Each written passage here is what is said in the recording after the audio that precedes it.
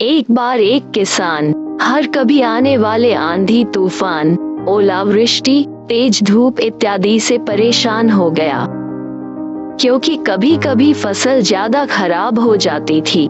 इसलिए वो परेशान होकर ईश्वर से शिकायत करने लगा।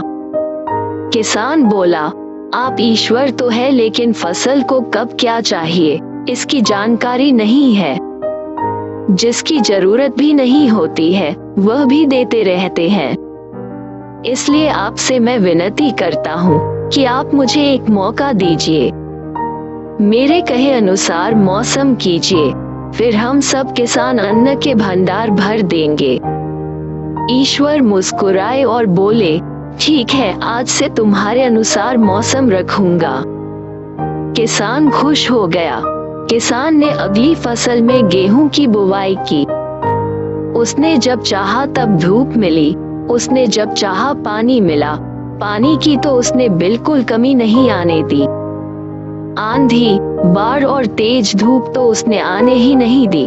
समय बीतने पर फसल बड़ी हुई। किसान भी बहुत खुश हुआ कि इस बार शानदार फसल दिख रही है।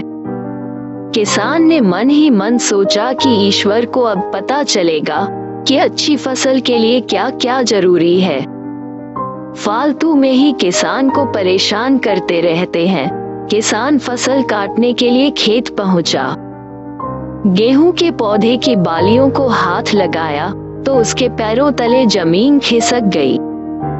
उसने देखा कि किसी भी पौधे की बालियों में एक भी दाना नहीं था। किसान दुखी हो गया और बोला, हे ईश्वर, ऐसा क्यों हुआ?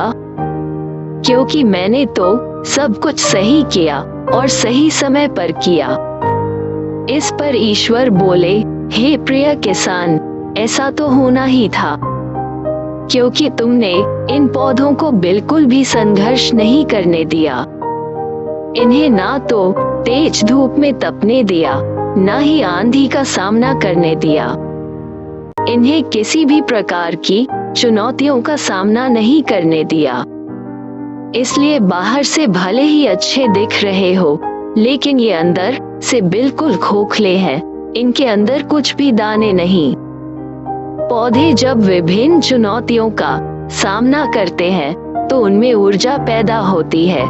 यह ऊर्जा उनके अंदर सही सामर्थ्य पैदा करती जिनके लिए वह बने हैं। दोस्तों, ठीक इसी प्रकार जब तक इंसान संघर्ष से नहीं गुजरता है वह आदमी खोखला रह जाता है।